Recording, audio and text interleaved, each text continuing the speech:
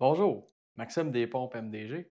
Donc aujourd'hui, là, la vidéo, c'est pour tous ceux qui ont un puits artésien, une pompe submersible, puis qu'ils n'ont plus d'eau. Quand je dis plus d'eau, c'est pas dans le puits qu'il n'y a plus d'eau, c'est vous ouvrez votre robinet, ça coule pas. Donc, cette vidéo-là, c'est pour vous. Qu'est-ce qu'il faut faire en premier? Donc, la première étape, là, c'est de localiser votre réservoir de pression.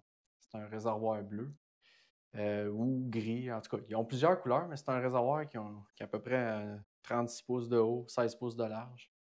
Ça va être votre première affaire à aller trouver. Ensuite de ça, il faut trouver votre breaker, le main breaker, dans le fond, ce qui contrôle la pompe du puits. Ça va vous permettre de pouvoir fermer le breaker, rallumer le breaker. Des fois, c'est juste le breaker qui peut être débarqué. La première affaire à checker, c'est ça. La deuxième affaire à checker, c'est se rendre au réservoir, comme je disais. Vérifiez votre cadran de pression.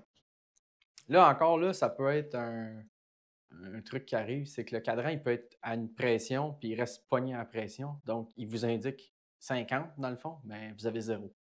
Donc, une façon pour savoir s'il y a de l'eau dans le réservoir, c'est de brancher une hose sur le bas du réservoir, puis de l'envoyer dans une chaudière, dans un drain, puis de la faire couler. Si vous voyez que vous branchez votre hose, puis que l'eau coule, ben là, c'est peut-être un autre problème. Donc, on va parler des autres étapes par après. Donc là, vous avez localisé votre cadran, vous avez localisé votre réservoir. Il y a ce qu'on appelle une pressure switch après ça, ou un interrupteur de pression en français. Ces pressure switch-là, parfois, ils ont des petits leviers sur le côté. Donc, ça, c'est une des trois ou quatrième étapes, là. Moi, je vous dirais la troisième étape, ce serait de vérifier si vous avez un petit levier. Si vous avez un petit levier, je vais vous référer, je vais mettre un lien vers notre vidéo comment réamorcer une pompe en cas de panne, puis utiliser cette vidéo-là. Si vous n'avez pas de petit levier, c'est normal, il y a des pompes qui n'en ont pas. Si vous n'en avez pas, vous n'avez probablement pas un problème d'apport d'eau dans votre puits. L'autre étape à aller vérifier, c'est est-ce que vous avez un filtreur? Un filtreur, ça peut être un filtre à sable qui est transparent. On voit la cartouche. Des fois, ça, c'est paqueté de sable, c'est sale, il faut le nettoyer. On a une vidéo comme ça. Je vais vous mettre un lien. Vous avez un filtre à cartouche peut-être, qui a une cartouche à changer. Faites pas l'erreur de penser que vous venez de la changer il y a 3 semaines, puis c'est pas ça. Des fois, vous êtes peut-être trompé. Des fois, si vous allez au magasin, ils n'ont pas la bonne cartouche. Vous pensez que c'est peut-être la bonne affaire que vous avez pris, mais ça peut être une cartouche au charbon qui se bouche super rapidement selon votre eau. Après ça, avez-vous un traitement d'eau? Est-ce que votre traitement d'eau est en faute? Vous pouvez le mettre au bypass, vérifier ça. Ensuite de ça, vous avez toutes fait ces étapes-là, vous n'avez toujours pas d'eau. Bien là, on va aller vérifier dans la boîte de contrôle au mur. Ce que je veux vous avertir, par contre, avant de tester, peu importe qu'est-ce qui est électrique, vous devez fermer votre disjoncteur, fermer le courant. Ces trucs-là, là, pressure switch, boîte de contrôle, la plupart sont sur le 220 volts. Si vous ne fermez pas le courant, vous pouvez vous électrocuter, il peut vous arriver de quoi de vraiment grave. Donc, s'il vous plaît, avant de faire quoi que ce soit, écoutez cet avertissement-là, allez fermer votre breaker, assurez-vous qu'il n'y a plus de courant avant de toucher à quoi que ce soit. Encore là, il y a des pompes qui n'en ont pas de boîte de contrôle. Si vous n'avez pas de boîte de contrôle, faut pas trouver ça anormal. Il y a des pompes qu'on appelle deux fils. Je dis deux, c'est trois fils dans le fond, un ground, puis les deux conducteurs de courant. Puis on a des pompes avec quatre fils qui ont trois conducteurs plus un ground. Ceux qui ont quatre fils vont avoir une boîte de contrôle au mur. Souvent, la boîte est rectangulaire ou carrée, dépendant de la grosseur de votre pompe. Plus votre pompe est grosse, plus la boîte va être grosse. Puis, c'est ça. Fait que vous allez vérifier ça.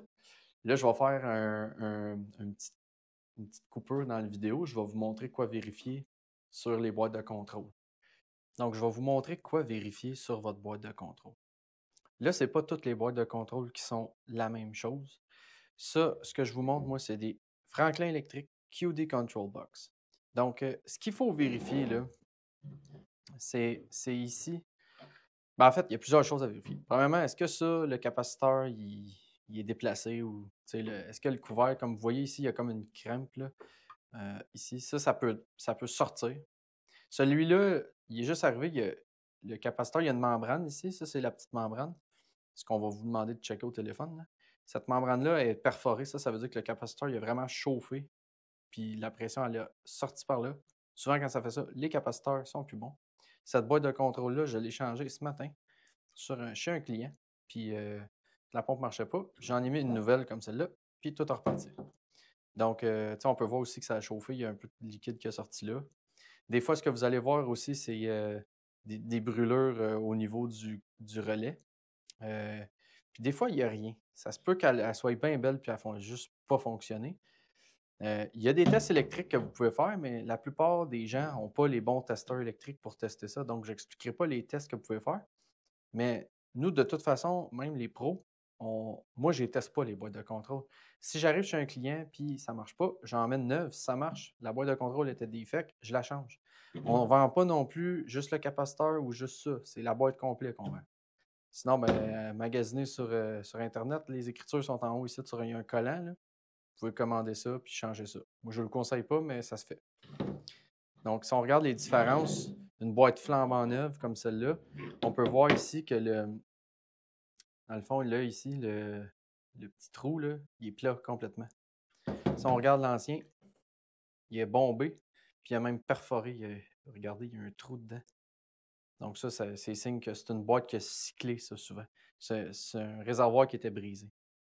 Donc, voilà comment vérifier les boîtes de contrôle. Vous pouvez vérifier aussi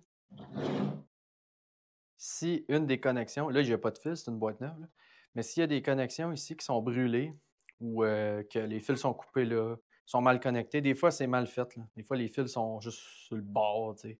Prenez le temps de regarder ça. Toujours fermer le courant quand vous testez ça aussi. Donc, c'était comment vérifier une boîte de contrôle. Puis ça, c'est une autre affaire que vous pouvez faire vous-même. Remplacer la boîte de contrôle. Ça prend une vis, on tire le couvert, on remet un nouveau couvert.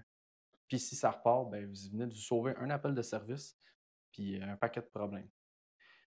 Donc, là, vous venez de vérifier votre boîte de contrôle est défectueuse. La plupart du temps, quand une boîte de contrôle va être défectueuse, c'est par rapport au réservoir de pression. Je vais vous montrer comment vérifier un réservoir de pression. Je vous reviens. On le brasse, puis il est vraiment lourd. Puis tu entends l'eau quand tu le brasses, là, il y a une vague dedans.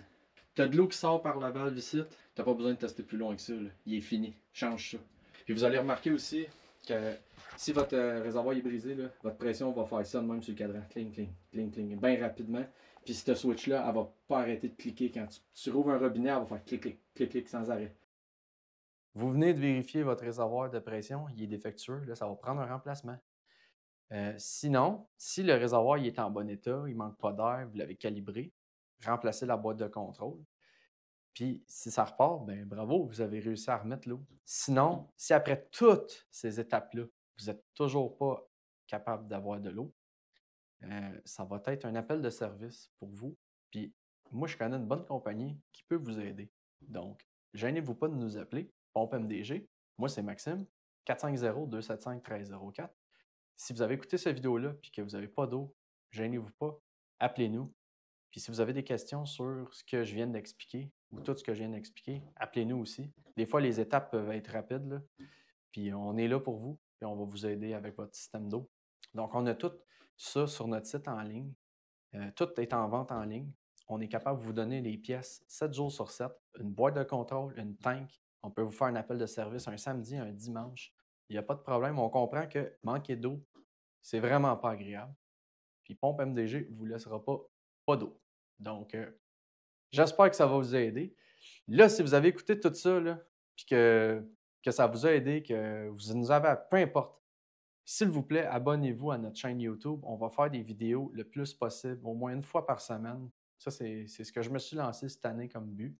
Donc, abonnez-vous, laissez un commentaire, allez nous suivre sur Google, faites un avis. Aidez-nous à faire passer le message. Donc, je vous remercie de l'écoute. C'était Maxime avec les pompes MDG. Merci.